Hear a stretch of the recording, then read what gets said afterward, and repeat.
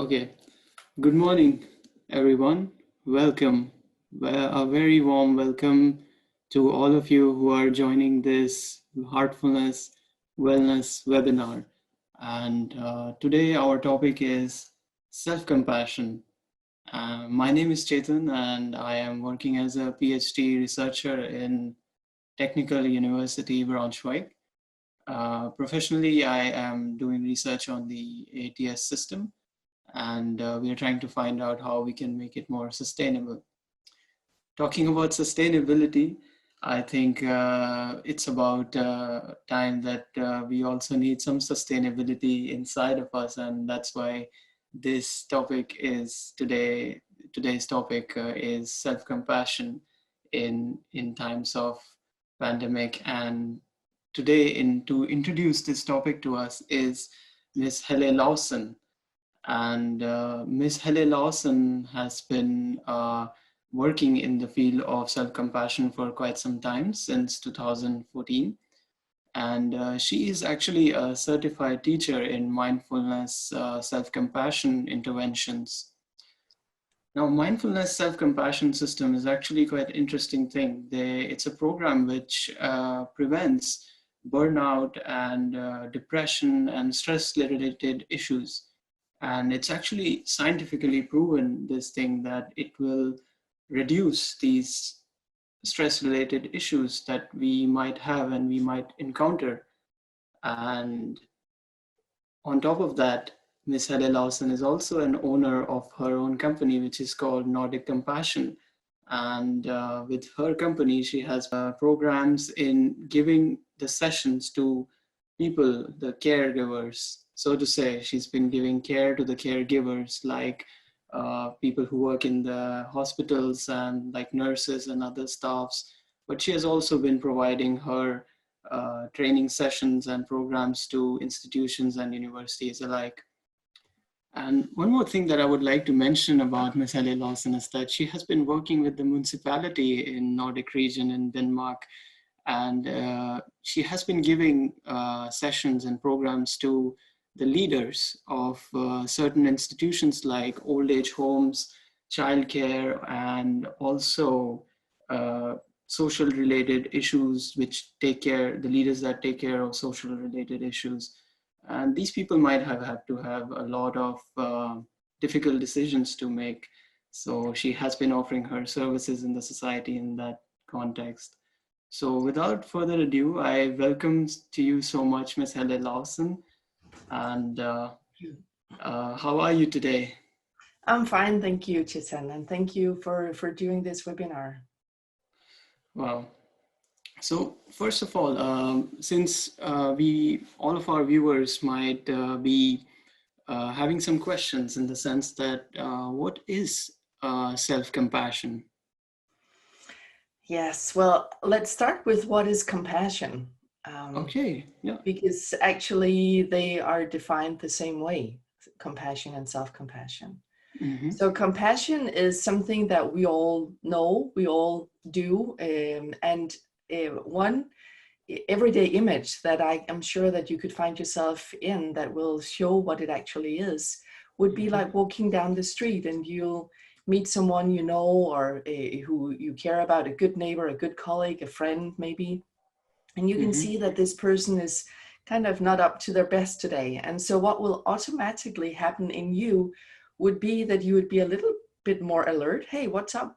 What's happening? How are you? And you'll probably also, even if you only have 20 seconds of speaking together because one of you might be rushing towards work or something, you'd also likely hear yourself saying something along the lines of, oh, I get that you're feeling like that. I would the same if this had happened to me, or she had said so to me. And you could probably also hear yourself say something along the lines of, hey, why don't you come over for a cup of coffee? Or who's helping you with that? And so even in such a brief conversation in everyday life, what we express there is the three components that are needed for any situation to be experienced as compassionate. And those three components that were just in that everyday situations was awareness, or the mindfulness, the noticing something is difficult or something's up. That's the first component. The second component is the perspective of common humanity, seeing whatever happens in that other one as a normal human reaction. You know, I would feel the same if that had happened to me. And the third component that is necessary is the kindness, the reaching out, the wishing to alleviate the suffering. Right? So those three components, awareness, perspective of common humanity, as well as kindness, those are what is needed for anyone or any situation to be perceived as compassionate. Okay, so in these three aspects, we are usually in the sense that we do feel them every now and then in our day-to-day lives, and we experience them. But as a normal individual, do I also include myself in that, or is it just to be projected outside? As you said, like somebody that you see, then they're not looking good, and or you know them, it's your colleague, and you ask them, hey, is everything okay with you?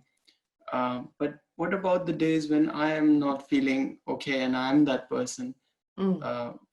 So that brings us to a question then, self-compassion. How do we bring it back to us? Yeah, well, self-compassion it's the same three components. It's just directed at ourselves. Okay. All right. So, and that is, it's needed, but not for us to, it's the opposite of being self-centered. And we'll get, I hope, a little bit more into why that is.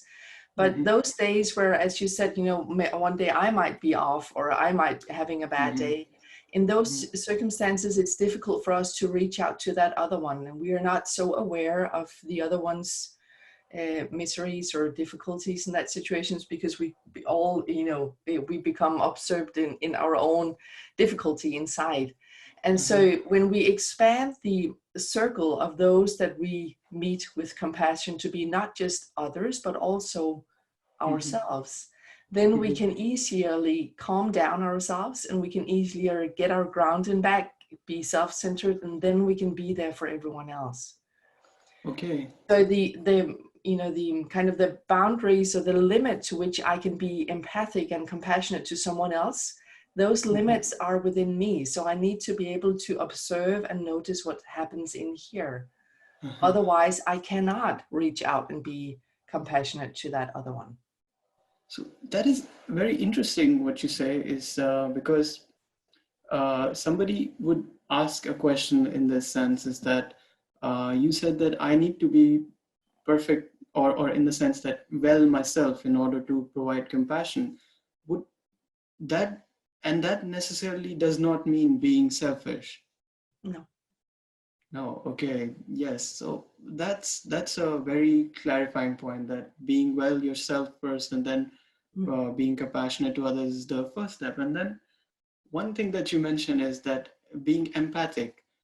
How would you say that? What is empathy? Like, well, how do we define empathy, and what does it mean by being empathetic?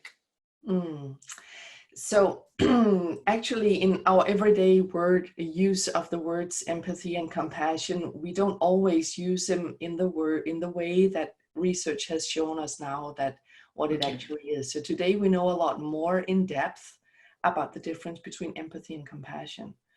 And so it's only that research has only been going on for the last like 20 years approximately. Right. So the definitions that I'll give you now, they kind of, you know, in everyday life, that might not be the way that we completely use the words, but I'm sure you'll be able to recognize it. So empathy is the accurate understanding of another person's inner world as they experience it from within. Okay, so the empathy is my ability, or any one of us ability, to notice what's happening inside of someone else. Okay. Yeah. And compassion is not just the awareness, but it's also the perspective taking with common humanity and the kindness of reaching out. So it's more active. It's the wishing to alleviate that which I notice. So in everyday situations, what we often, if we say, oh, she's so empathetic, it's so wonderful to talk with her, what we are actually saying is that she's compassionate, right? She's listening, she's noticing, and she is alleviating my suffering or my difficulty, my distress in that situation. So empathy, when we see into the research, is the specific knowledge or knowing of another's inner world, and compassion is the reaching out, wishing to alleviate that. Okay, so really speaking, to say it as in same words, compassion is empathy in action. I would say it correctly. Yes, And empathy. Yeah. And You would empathy. say empathy, compassion is empathy with love, or compassion is empathy in action. Yes. Okay.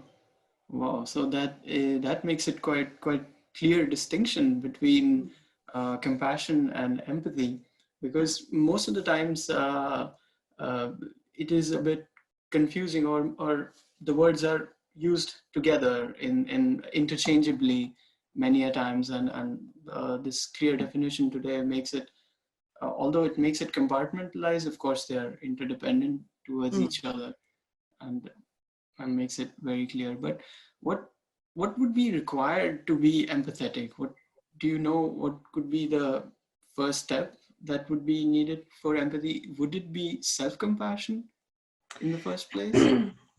I think the first step in empathy is pretty natural for every one of us, right? We just, and that is also what research shows, that we basically physically in our nervous system gets affected when we are with someone who is, whether they're joyous or in distress, right? Emotions are contagious, not just as in, I like you and I'm in good, have a good energy when I have been with, when we've done something together, but it's more like, actually, if you're a nurse that works with people who are depressed day after day, you can actually see in the research that the brain and the whole nervous system starts acting like a depressed person.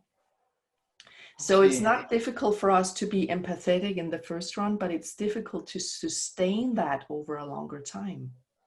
Okay. And so what the research shows in the MRI scans that they've done now is that the empathy, when it stands alone, when it's just noticing what's happening inside in someone else's world, and when that is painful, it's obviously not always painful, but when that is difficult or distressing in some way, then what would happen in my brain, in my nervous system, would be showing up the same pain areas as that one that I'm empathizing with.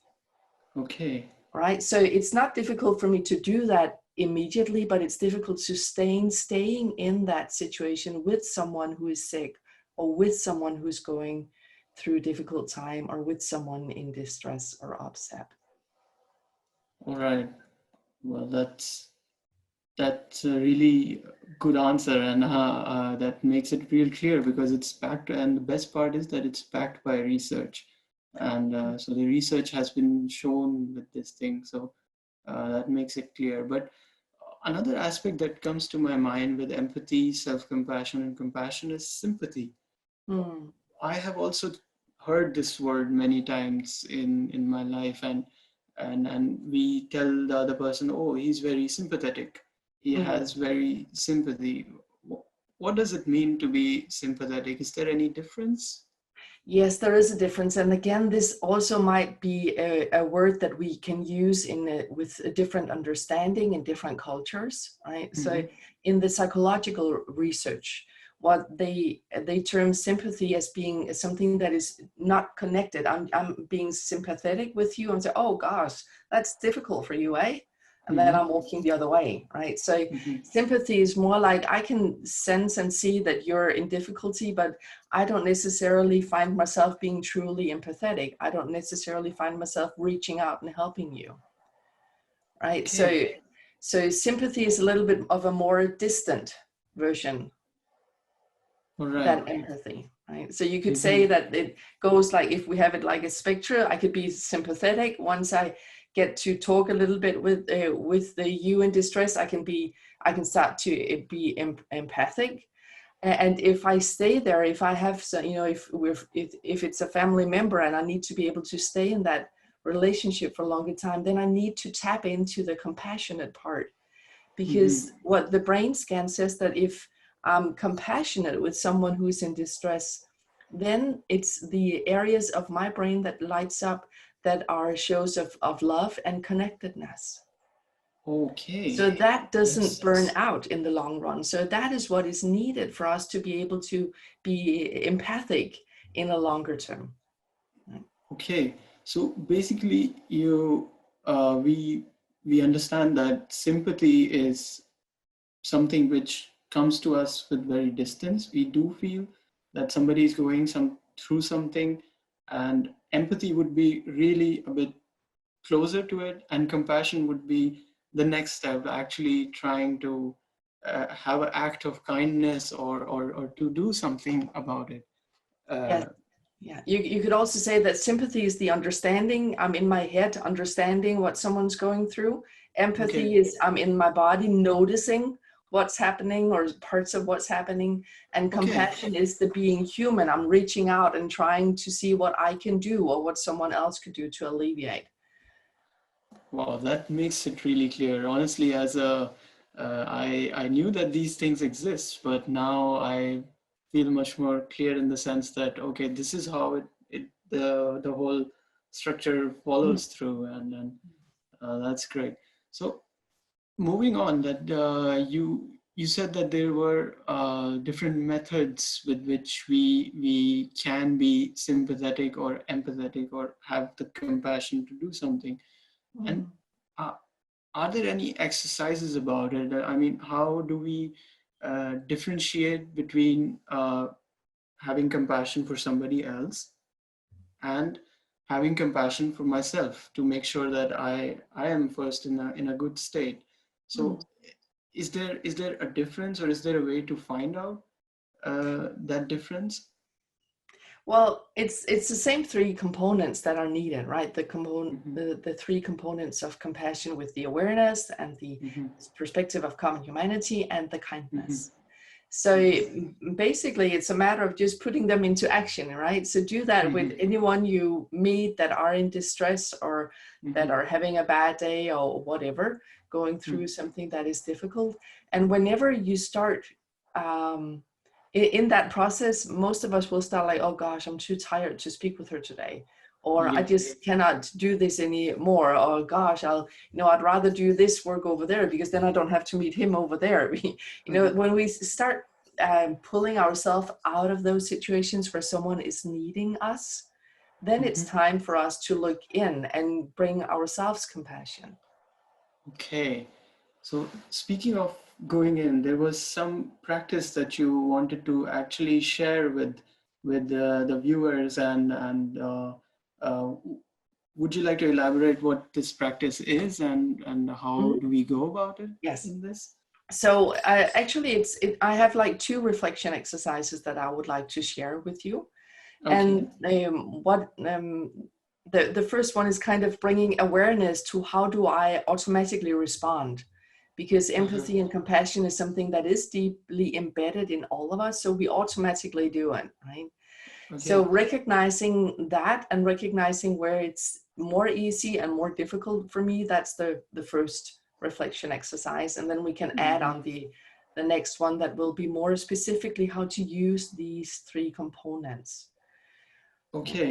So we start with the first one, where it is the reflection which is immediate, right? Which, in the Yes. sense that, okay.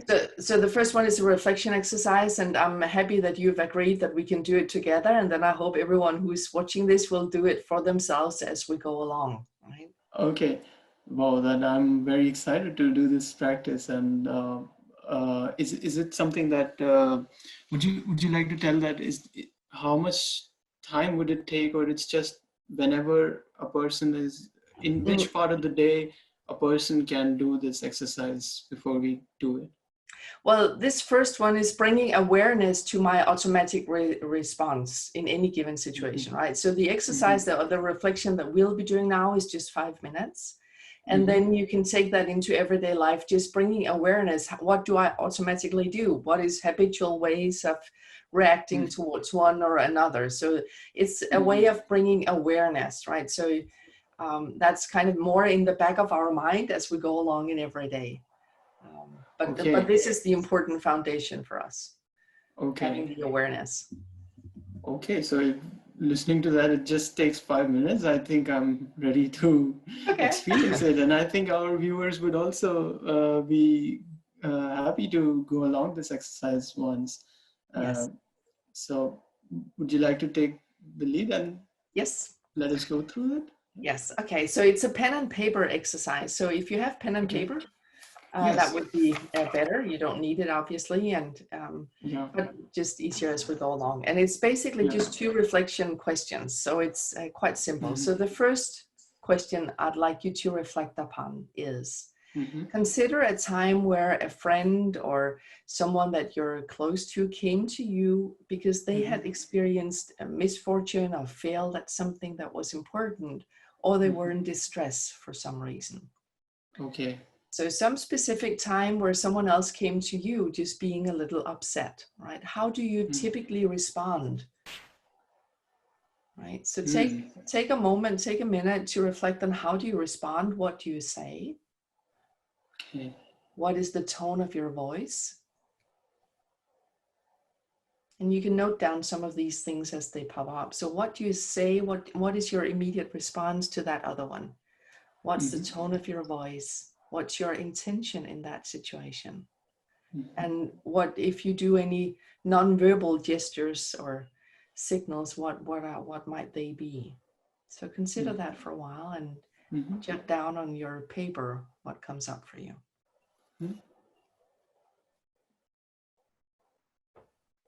And this person can be our friend or colleague or family member. Yeah, anyone. Yes. Okay.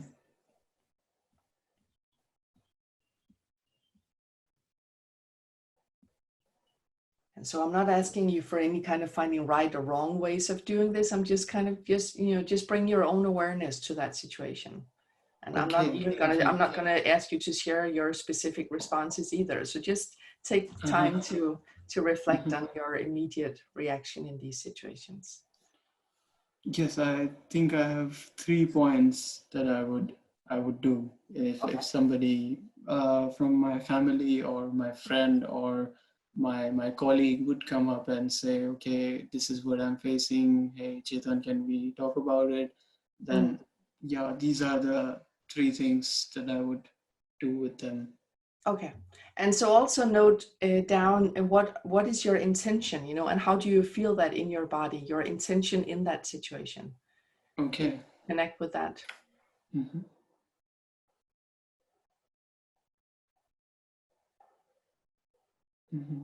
And by intention, you mean that what the next thing that I as a person would like to do, or how do I, the second step as what would I feel within me when this person is sharing? Yes, or it could be what is your wish in that situation for this other? Yeah. Okay. Right. Yeah. So yeah, that is clear. Okay, perfect. So that's the first question. The second question, the last question of this little reflection exercise is now consider a time when it is yourself who is failing at something, or when you are in distress or meeting difficulties, or something is more challenging than what you had hoped. How do you typically respond to yourself? Okay. So consider a time in the last few years, maybe a larger change or something. How do you typically respond to yourself those days where you are the one in distress, you are feeling down? What do you say to yourself? Okay. What is the tone of voice? Yeah, well, I remember the few difficult times, and I also remember the tone that I used for myself, and the intention, as you said, towards myself, and what I wanted from myself at that moment, or from that situation when I was in trouble. So yeah.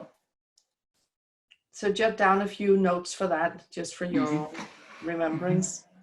Mm-hmm.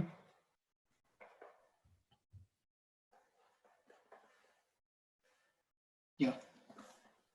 And so now the important thing with this reflection exercise is to see, are there any differences? Are there differences in compared to how you respond to a friend and how you respond to yourself? Right? So take a moment to notice the differences that there might be. And some people do not have any differences in how they respond to themselves and others, but most of us do. Right? Okay. So just for yourself, just kind of look down on your notes and see, what are the differences? Is it in the words that I say? Is it in the tone of voice, in the intention, in the nonverbal gestures? So yeah, I see some difference in the first steps. Okay. The intentions remain the same, to try and find the solution, and to try and see how can this be solved. This solution is always like, this is the intention that is always there, that okay, there we have a problem, how we can solve it. And I see that in my jotting down that these two are similar, but the tone of voice that I would use for others and for myself is a bit different. Okay. To share my personal experience here with this reflection exercise, I see that I would try to use personally a better tone to others, so that the other person feels a bit comfortable, and feels a bit listened to, and feels that I am coming to a safe place, and I can say anything, and this person is going to not judge me anymore, and he's just going to listen to me, and yeah, he's going to be very sweet to me. And maybe that's the reason why they would come to me in the first place. But with myself, many a times when I am in a difficult situation, I sometimes blame myself, that okay, it was your fault in the first place. I tell this to myself. So sharing personally, I think you can say that I would be a bit harsh on myself. So that's the only difference. But then I would try to find solutions, that how it can be solved. Okay, so that's great. So research shows again that it's almost 90% of us who sees a difference. And that could be, for example, in the tone of voice, it could be in the words that I use. And so what you shared here was that you were not judgmental towards a friend. You were wanting to be sweet and like hold a space, listen to what they were going through before finding the solutions. But with yourself, you could be more harsh and going to the solutions probably quicker, right? Yes. So that step of being, like, I mean, listening more, being a little bit more curious towards that other one, that often falls easier when it's someone else. It's not so easy for us to be curious with ourselves. We start blaming ourselves quite quick, as you said yourself, right? Yes.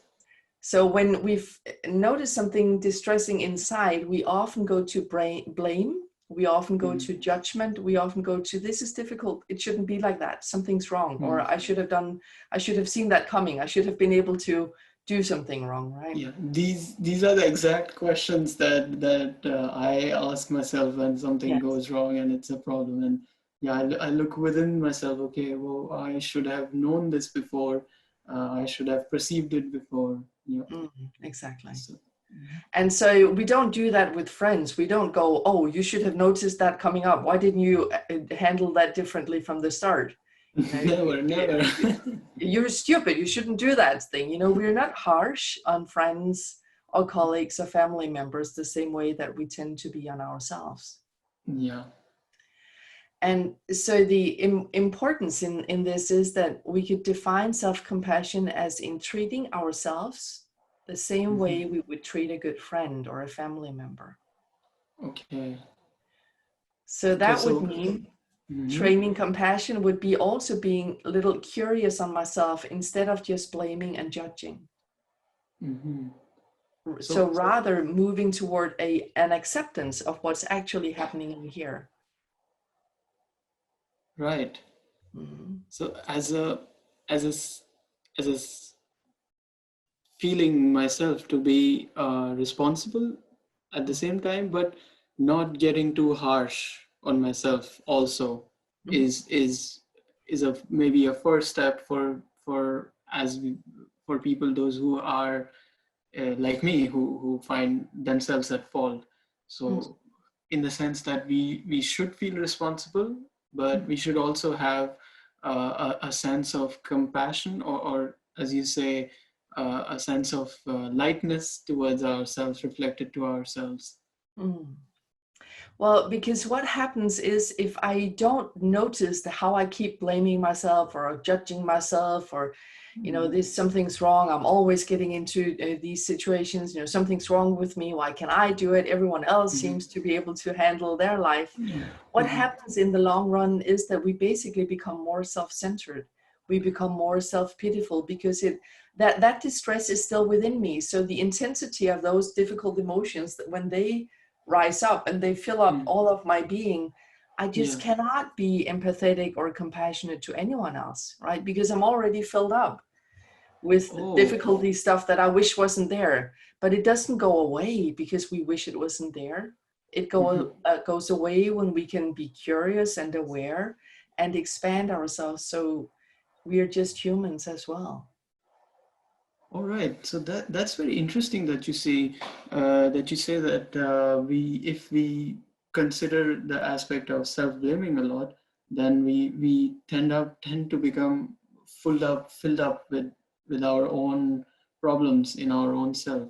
Yes. Has there been any research? There could have not been, but has there been any research which shows that people who think like that, does it affect the neurology of it, or the physical side of it? Has there been Yeah. anything in that direction?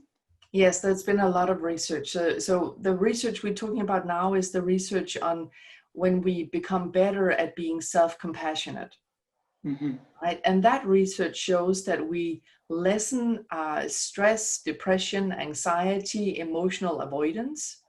And emotional avoidance is this where I wish it wasn't so inside, but the intensity build up, and that has long-term consequences because I become too, absorbed in my own inner distress.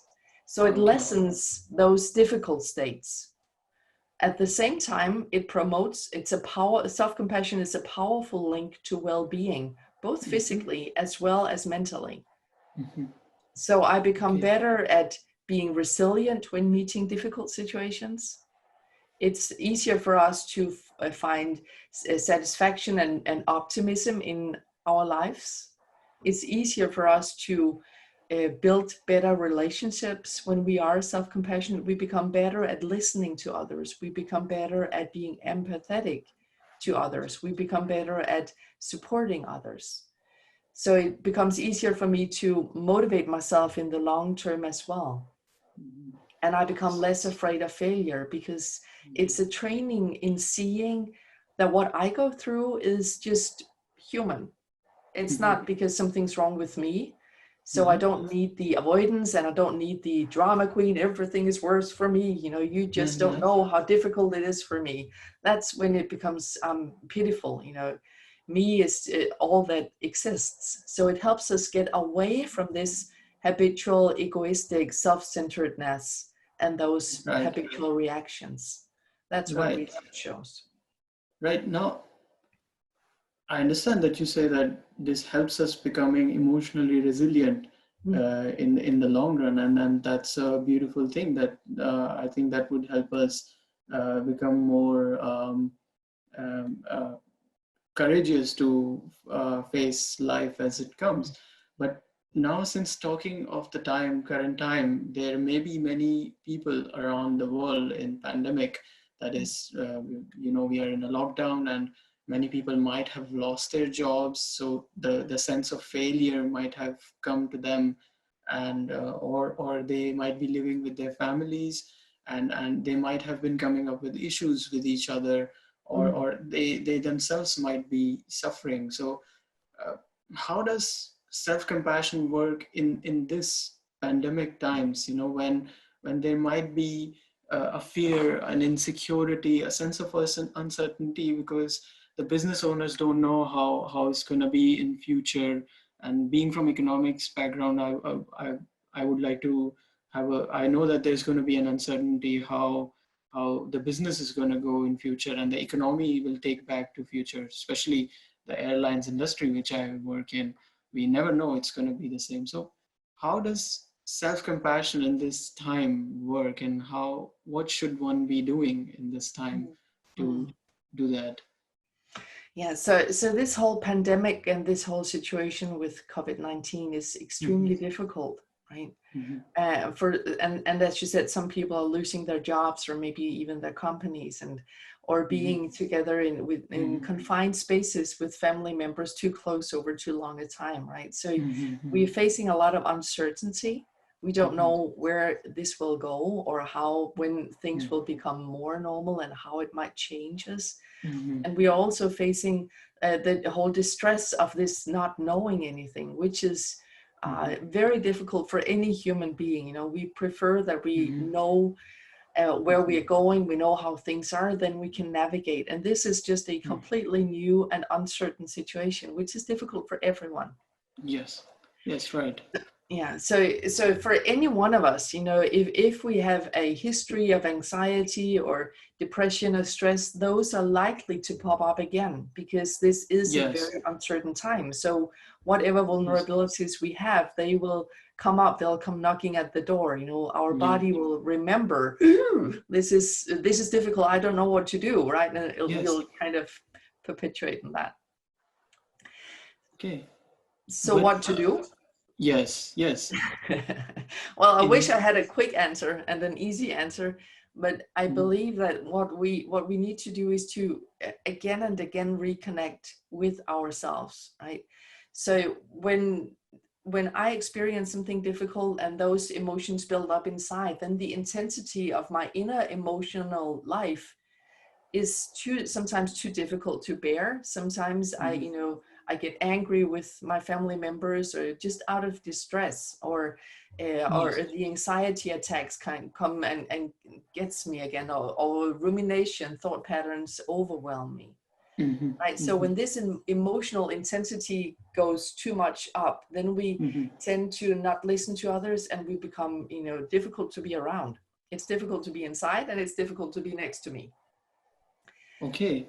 So how do we, let's say if we have a person in our family who has unfortunately reached this stage, then how, as a family member, I can cope up with that person in this aspect, or what steps could be done and possible in terms of compassion and self-compassion? Because as you said, the person has been in a state where he is difficult to be around, and he's also difficult with himself. So what should be a person can be doing, or I know there can't be a quick answer, but if you have a hint that could be there for people who would be listening to this. Yes, I'd say the practice that we'll be doing in a minute will kind of introduce how to use these three different components of compassion. Okay. But if it's a family member that I'm next to, then we also need to take care of ourselves first, because that's what is needed for us to basically help him or her. Right? So we need to come back and reconnect with ourselves, and then we can be compassionate to that other one.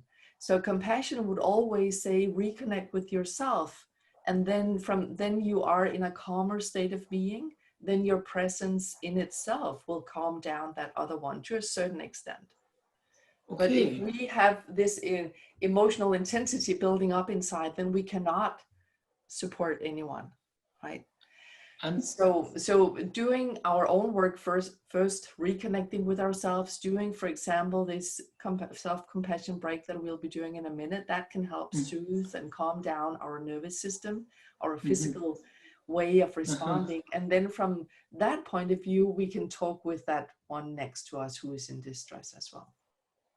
Okay, that sounds really interesting that you speak that this practice that we might do in a minute, which you had, of course, shared with me, that there are two practices, that one was the first self-reflection and the other was the second one. It's quite interesting to know what this practice would be doing. Can you go ahead with it and tell us more about it? That what is this second practice, and Yes. what is, of course, you have hinted a bit that what it affects our nervous system, but in aspect that what is it? What is this second practice of compassion, self-compassion?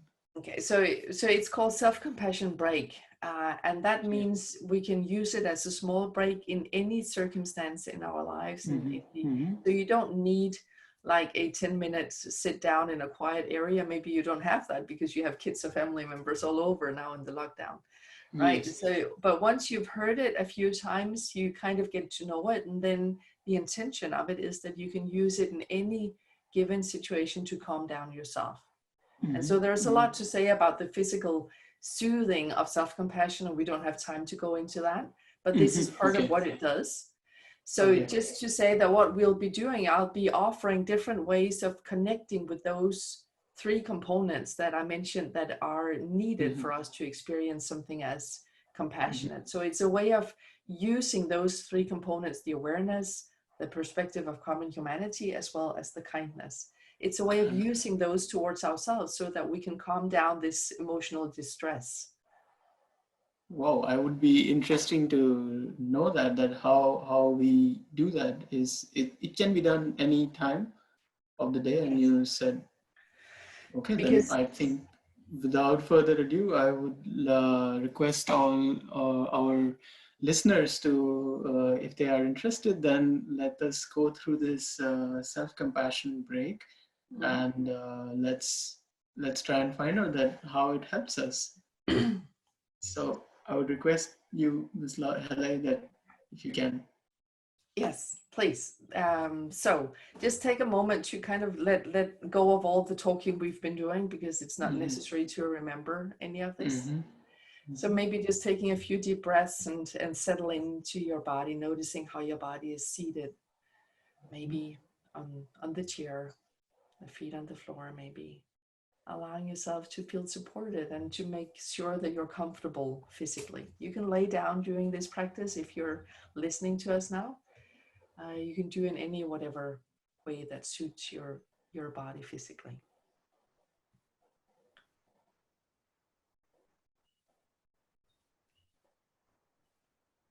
And so calling to mind a situation that is mild to moderately difficult in your life just now.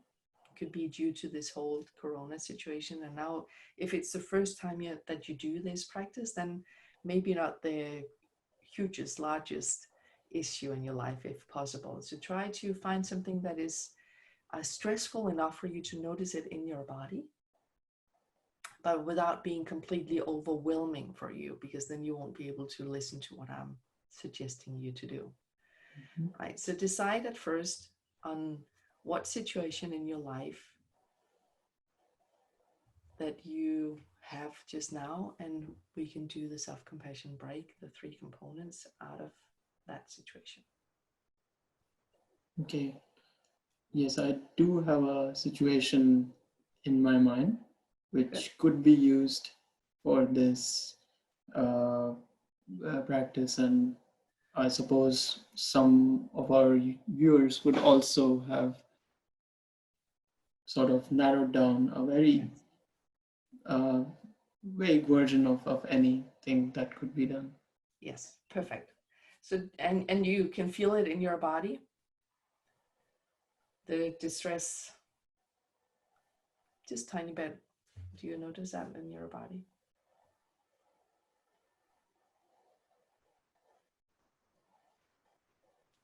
Yes. And so I'll introduce now the three components, how to use these. And so there's no need for you to kind of go out of your inner reflection and share anything. So that goes also for all the ones participating in this webinar. As we go through these different three components, just stay within and just kind of play around with it. I'll suggest to you how to change them so they might work better for you. Right? So at first, when you reconnect with your body and notice this distress within, then say to yourself in a soft, tone of voice, this is difficult. So this is the component of the mindfulness, of the awareness, and that could be expressed in other ways as well. So I'll suggest to you a few other ways of expressing it, and then choose the one that works better for you. So you could say, this is difficult. Or you could say, this moment is stressful for me. Or this situation. You could simply say, ouch. Or any other expression of the awareness, the simple awareness and recognition of what is there with you. This is difficult. So take a moment deciding on your phrase, how to phrase it, or use one of those I suggested, and then say that for yourself in a soft tone of voice a few times.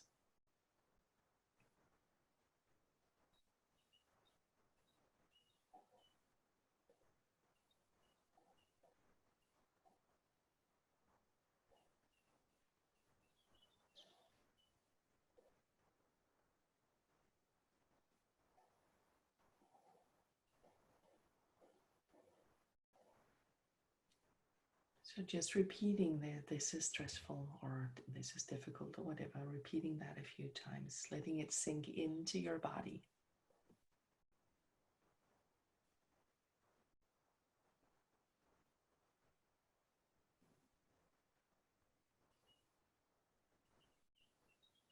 So that's the first of three, the first of the three components, the mindfulness part.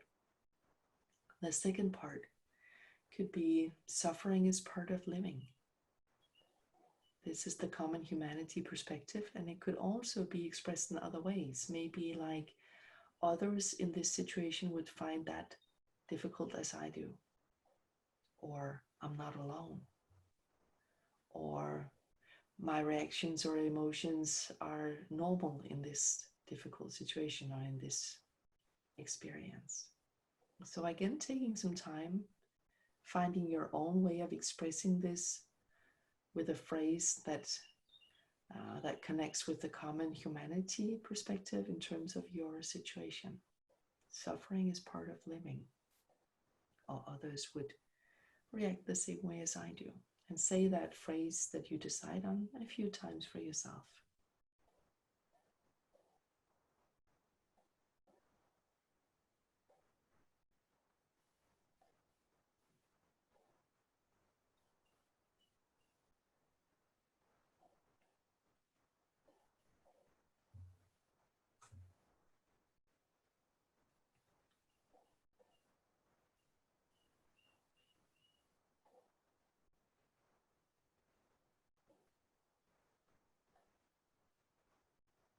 So that's the second component of compassion, the perspective of common humanity. So let's now do the third and the last part of this practice, which invites in the component of kindness. So toward ourselves, that could be expressed as, may I be kind to myself in this situation. Other ways of expressing that kindness could be, I can reach out for help when I need that. Or may I accept myself as I am, or may I learn to accept myself as I am. So again, taking a time for you to decide or create your own phrase that expresses the component of kindness. May I be kind to myself, or may I reach out for help when I need that, or any other way, and say that for yourself a few times in a soft and gentle voice.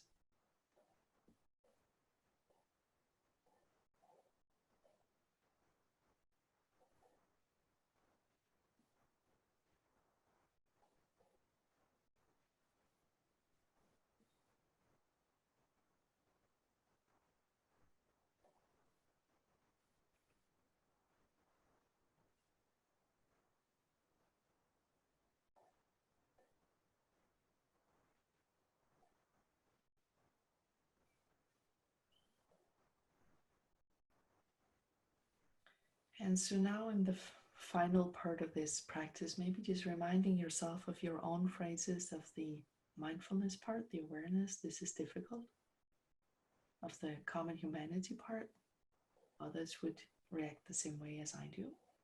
The kindness part, may I be kind to myself, or may I accept myself? So just remember your own 3 phrases.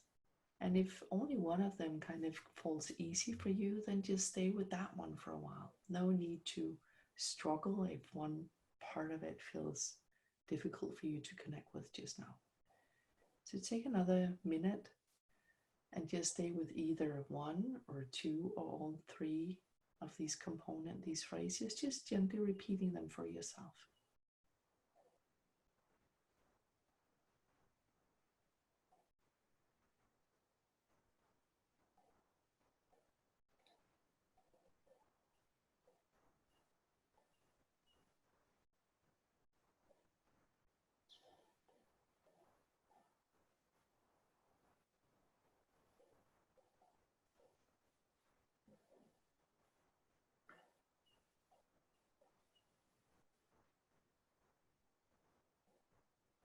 And so gently opening your eyes, maybe making a note if you'd like to remember some of these phrases, and just reflect a bit on how this was, how you're feeling now when you consider this difficult situation. Not looking for necessarily anything to have changed, but just noticing and allowing yourself to be exactly as you are in this moment just now. Wow. So how Well, are I you? must, How was this for you? well, I must say that this practice is quite rewarding Mm-hmm. in the sense that when when you started with the first aspect, that this is difficult, that very first aspect made me feel comfortable a bit, a sense of relaxedness and easiness, and a feeling of go easy on yourself came to me. And and and I felt as if that there was a balm that I was giving to myself, that it's a moment. So recognizing that was itself relaxing. And when we did the next aspect, it was that I accept myself as I am. It really relaxed myself very, very fully, and I felt it in my heart that I'm very much okay with what I am and how I am. So a sense of self-acceptance was coming for me. And on top of that, when you told us to give a thought that all of us are in the same way, we are all suffering, that also brought a little bit of um, a sense of non-individualness, if I would say it correctly, that I'm not the only one who is going through this. And yeah, so for me, these 2 aspects were really relaxing and soothing to myself. Beautiful. And so how are you just now? It seems like you are, or by what you expressed, you might be feeling a little bit more calm, or is that? Surely, I feel much better, and perhaps I also feel much clearer, in the sense that what the problem is it is what it is, and is a sense of acceptance towards it that has come, and makes me more relaxed inwardly about it. So say that I was a bit distressed about it, a bit stressed or anxious about it, that what will happen. But now after this exercise, I feel okay. It's just, I feel calmed down. Okay, let's just calm down about it a bit. Wonderful. So thank you for sharing this. And I'd like to add just a few more things that, the ones who are listening and doing the practice as we go along here, that they might recognize as well, because when it's the first time that you do this practice, it might not be so easy to to calm down yourself. And so just allow that maybe not to be so easy to find these 3 phrases. Maybe allow yourself to just, use one of them or 2, because the first one, the awareness part, the one of this is difficult situation, you said that calmed down in itself. And it does so because we get out of that internal over identification, we call it, with the thoughts that are happening. What am I to do with this? Why is it like that? Or I wish it was different. When we see it, this is what it is, then we calm down, we get out of that, the thinking pattern. So if it's easy to get caught up in that, maybe just stay with that first component. That would be my invitation to everyone listening. If you have a tendency to get caught up in thoughts or ruminate or anxiousness, maybe just stay with that first part and add on the other ones if they talk to you, if you feel like it, right? The other components of the common humanity. Everyone suffers. Everyone finds this to be truly difficult. It's not just me. I'm not the only one who have lost my job or who's next to a family member in lockdown. This is difficult, right? Yes. And the same with the last part. For some people, it can be quite distressing or difficult to find the kindness. How can I say that kindness toward myself? And sometimes, like what you expressed, the acceptance can be, or we could say, I'm training. I'd like to be a little bit more acceptance in maybe the next half hour. Make that a little bit more specific. Or we could also consider, what would I say to a friend in this situation? And then maybe give ourselves some of those words. So in this practice with these 3 components, we are basically trying to move away from judgment of myself, moving away from isolation, feeling difficult and worse, my situation is worse than anyone else, and moving away from the over-identification with our thoughts. Right. And that is why we get away from ourselves, and then we can be there for that family member who's also in distress because this situation is difficult. Well, I could totally imagine that if I were to speak in after this exercise with somebody who was already distressed, then I'm surely I would be very calm with them and very careful with my words, and very making sure that I behave in the right way myself first. Yes. So, and that is why we say that to be truly compassionate to someone else, we need to expand that circle to include ourselves as well. Because then when I can notice the pain that I feel inside, I can also acknowledge the pain that you feel inside. If I don't want to acknowledge what the distress, when I feel, then I don't want to acknowledge yours either. It becomes too much intensity for me to hold in one moment. Right. So we need to connect with ourselves, then we can reach out. Right. We really appreciate, Ms. Helle, your help and your insight on self-compassion. Well, if this was the effect to one person, then I don't know how much people would have been benefited by the programs that you have been conducting all across and all across the institutions and universities, and then I think this practice is a great practice, the both reflections. So to summarize our whole session on self-compassion to our viewers, we started with asking few questions: that what is compassion and what is self-compassion, what is the difference between the two, and what is empathy and what is sympathy.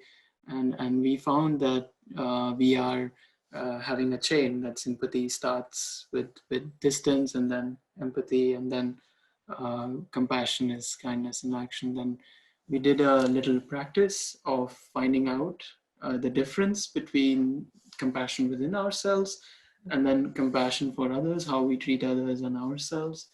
And then we also did one exercise towards finding out what we can do during this pandemic times, and what self-compassion, where self-compassion can fit into the so to say, pandemic times where we are facing a lot of uncertainty, a lot of failures and everything. And I think this second practice would be, is the one which is very nice in helping us during this pandemic times.